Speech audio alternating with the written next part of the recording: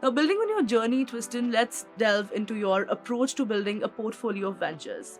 You're not just building one company, but a portfolio of ventures, right? This is a very interesting approach to growth and diversification. Definitely our focus is, building all these different ventures, but the ventures have to connect with each other. Right. They have to cross-pollinate and they have to be able to support each other. Tristan, building a lasting company is more than just about money or profits, right? It's also about the culture that you create and the legacy that you leave behind. The goal is, and it's not a hope, it's the goal, it's how we conduct ourselves, is to make sure that all our stakeholders within the ventures and businesses we create are all satisfied and happy. Are you driven to create businesses that stand the test of time? Remember, passion and a clear vision are essential for success.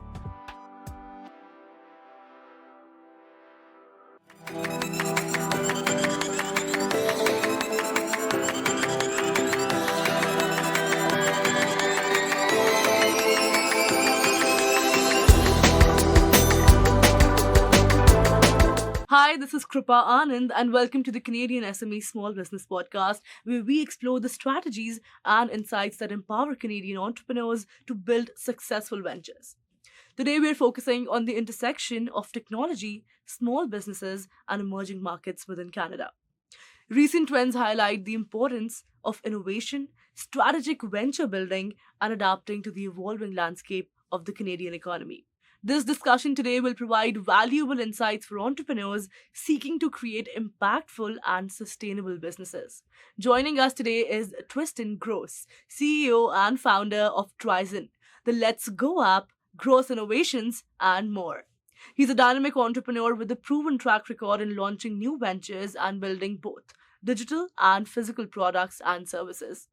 Today, we'll discuss technology, small businesses, and emerging markets in Canada. So let's begin. Tristan, welcome to the podcast. How are you doing today? Good. How are you doing today? Great. It's a pleasure to have you here and very excited for the episode. Let's get started with, talking about building businesses and rethinking startups. Now, Tristan, you've been actively involved in, building businesses from a very young age. Let's start by exploring your initial spark. What was the first time you realized that this is something that, you want to do? Or is it something that you always knew about? Yeah, 100%. It's a great question. Ever since I was a little kid, I loved in kind of the ambiance and the vibes that businesses kind of curated for people. Right. And eventually, I kind of like wanted to always apply my own creative touch to things. Right. And I never really know how to put that to paper, pen to paper. But eventually, I created TRIZAN in 2022, and now I'm able to help high net worth individuals, institutions, and as well for internal applications to develop and create different businesses, ventures, and products within my own, creative realm. And it allows me to kind of express that creativity and promote the kind of vision I have for the world ahead of us. Yeah. If I may ask you, how old were you when you first realized that you don't want to do a job or work for someone else, but you want to do off something on your own? How old were you? I mean, I don't really like age is hard to. I don't really like getting into it too much, but that was established when I was 16 because I built the Bitcoin mining rig, and I Wow. was able to generate passive income. So when I was in school, I was just collecting Bitcoin and kind of doing my thing with it, and that's kind of when I realized I can be self-sufficient and kind of work on my own. And ever since then, I did work a lot of jobs, and I worked with a lot of different companies and individuals who helped me out, and I learned a lot. But that's kind of when I learned officially that I can do it on my own and kind of venture on my own path. Yeah. Wow, because a lot of people when they're 16, 17, usually they don't get that realization. So you did that. So kudos and congratulations, because that is why you are here, right? That was a very compelling origin story. It's clear that you have a strong entrepreneurial drive. I think that, kind of early passion is very inspiring for all the listeners, because a lot of them are solopreneurs who have just started out their journeys, just like you. So they'll get to learn a lot from you.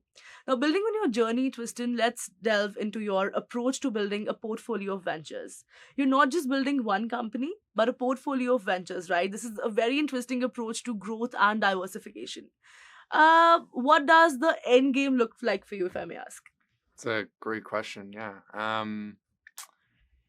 So touching on, a couple of the points you kind of had there, definitely our focus is, building all these different ventures, but the ventures have to connect with each other. Right. They have to cross-pollinate and they have to be able to support each other. And that kind of touches on the future goal of the end game. For me, myself, to kind of paint the picture, would be I'd hope to be able to rent from an apartment that TRIZAN developed and designed. I'd hope to go to a coffee shop that TRIZAN developed and designed. I'd hope to be connected to cell towers that TRIZAN developed and designed. So I think you kind of get the picture. The goal is to kind of interact with products and services that have been created by TRIZAN. Kind of to support the long-term vision and sustainability that the business has. Yeah. Great. That's a very ambitious and strategic vision. It speaks to a long-term perspective on building a business ecosystem. I think that kind of strategic thinking, it's very valuable. Hi there, business owners and aspiring entrepreneurs. Are you driven to create businesses that stand the test of time? Remember, passion and a clear vision are essential for success. Now let's get back to our conversation with Tristan and explore the concept of sweat equity and venture building. Tristan, raising capital is a critical hurdle for many startups. Your insights on this are highly relevant. What do you believe most founders get wrong when they're trying to raise capital? Where is the first mistake that they make?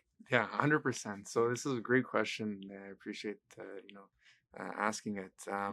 So a lot of people only focus on the actual capital, so the money raised.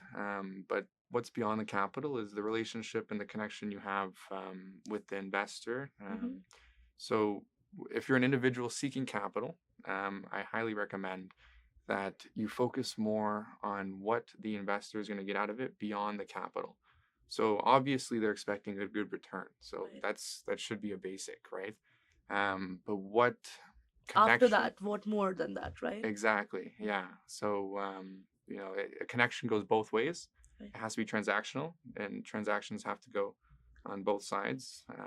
Otherwise, it's not a solid connection, right? Right. Of course. So, with that being said, to answer the question in a more clear way, I think people need to focus on adding a lot of value to the investor's initial portfolio, as well as making sure that the investment can help, bring the investor where they need to be. Whether that's maybe the investor has never had a board seat as a board of directors, like they had never sat on the board of directors, then that'd be a great opportunity for the investor to get experience, and exposure within that career path, as well as being able to deploy capital and help that firm and have more of a say in that firm. So it has to be symbiotic, and there has to be some good synergy among the two individuals, and mutually beneficial, most of all. Yeah, beyond the capital. Right. Yeah. Very interesting. That's very practical and insightful advice. I think understanding investor psychology, it's crucial for successful fundraising. We'll be right back with insights into Tristan's innovative approach to sweat equity, venture building, and achieving product market fit. Stay tuned to learn how these strategies are reshaping the startup landscape. Hey, you think you know UPS?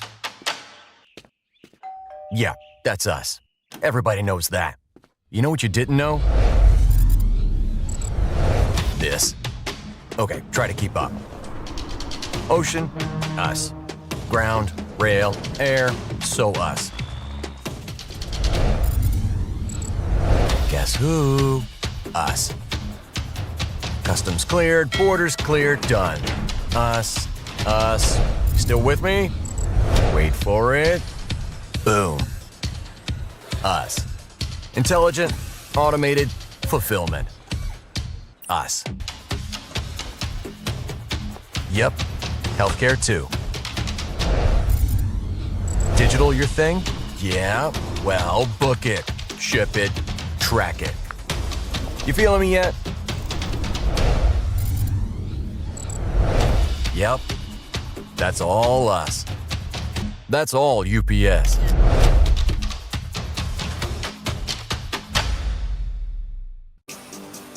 At IHG Hotels and Resorts, we're in the business of you. We're here to help you plug in, connect, and recharge. make an impression, and meet with confidence. With 19 brands built for business, your business gets even more rewarding. With an award-winning loyalty program at 6,000 IHG hotels and resorts worldwide. Welcome back, everyone. Let's dive into Tristan's unique methods for leveraging sweat equity and venture building and explore how they differ from the traditional models to drive startup success. Now, let's discuss your mental framework for evaluating new business ideas. Tristan, evaluating new business ideas requires a structured approach, first of all. Now, we'll explore your method for identifying market gaps and uncovering opportunities for innovation. What's your mental framework for evaluating whether an idea, even deserves your time, money, and, a full build? Yeah, that's another great question. So starting, I'm gonna there's two different sections of kind of how ideas come to me. So first is through other people, and then obviously we have internal ideas. So let's talk about evaluating other people's ideas first. So when other companies or individuals come and approach the firm, we like to make sure that the idea is in line with the existing firms we have in place. So if it can't support the existing firms, then it's not really of interest. And then we also take another look at if the firm would also be able to support our investors' existing firms. So beyond our firms, can they help our partners? And if it can help our partners, then we could give it a second look. But if one or two don't match up, so it doesn't help our existing firms and it doesn't help our partners, typically we don't look at it just because we're not going to get much value beyond the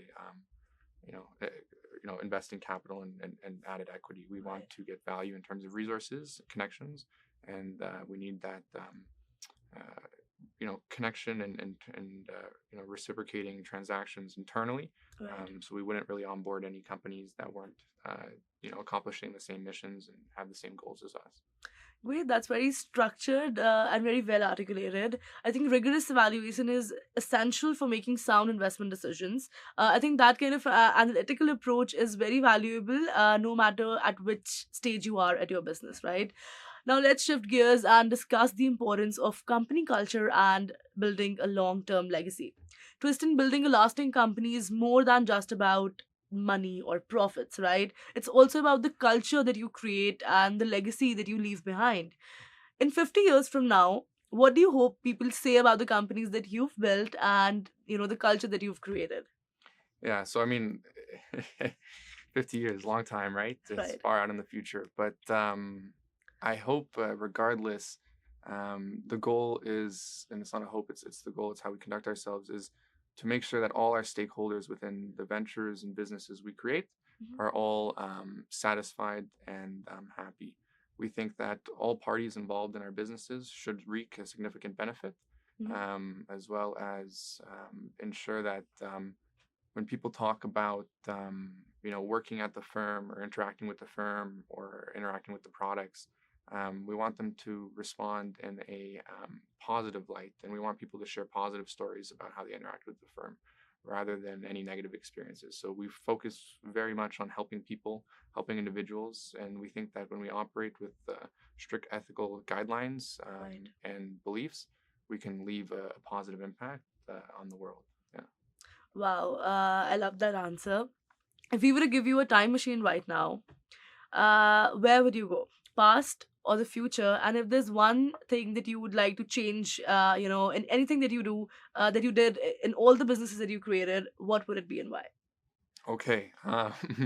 It's kind of a loaded question. So let's touch on the first one. Time machine. I would never go in the past because I'm too scared to change anything. I think everything's magical, and there's a lot of there's a lot of things that come to make you who you are today. Right. So I'm happy where I'm at. I don't want to alter that. But I would actually go maybe 200 years in the future, or maybe a little. Oh, that's further. very specific. 200 years. Well, a couple generations, so I can see as that the future's there, and we're still the civilization's still there. Right. And if it's not, I'd want to know why, and then how to maybe prevent that from happening. Civilization is going to be there from 200 years from now, don't you think so? I don't have a time machine. Wow, that's a very thoughtful and forward-looking perspective. Before we wrap up this conversation, Tristan, if there's one key message that you want listeners to take away from this conversation today, what would it be and why? Yeah, that's a great question. So being in Canada and us being on the Small Business Podcast, I think that it's essential that the listeners and everyone kind of watching and participating, that they kind of put their foot forward and start building more and putting themselves out there more. I think there's a lot of untapped potential here in Canada that's kind of being wasted and unutilized. And I think that there's a lot of bright individuals that, if they kind of put their heads together and went out and built some stuff, that they can show the world how cool the things that come out of Canada can be. We've had some bigger names in the past, and we have some big companies here, but we need more. The sponsors here are all bigger names, but a handful of them are all Americans. So hopefully we can get some nice big Canadian names, out there in the world, and pushing forward the Canadian spirit. Wow, love that energy and love your spirit. And definitely a lot of the Canadian local companies will boom and will definitely come to this level. I'm sure, all of us are sure, and we're rooting for the Canadian local businesses. Before we let you go, I just wanted to expand on what you said. I'd also want you to make our listeners understand what core lessons have you learned about building businesses, spotting real opportunities, and uncovering market gaps. So some of the core lessons I think that should be taken away from here for the listeners would be use your niche as a superpower. So whatever you specialize in, whatever you know about, whatever your skill set is, whatever you can ramble on about at the bar forever about, use that and figure out how to capitalize off that within the market you reside in. So if it's tech, figure out how to package tech software into, a SaaS product. If it's, if you really are passionate about coffee, figure out how to start your own coffee shop, right? That's kind of how you can take your skills and transfer them into more of an entrepreneurship setting and like more of an entrepreneurship way. So I think that's a key takeaway that people should have, is just kind of focus on your niche, focus on your superpower, and then how can you translate that superpower into kind of making money off the markets. Wonderful. Tristan, if there's one thing that all the listeners should do after listening to this particular episode, what should it be? One actionable advice. Actionable advice would just be start something. Yeah.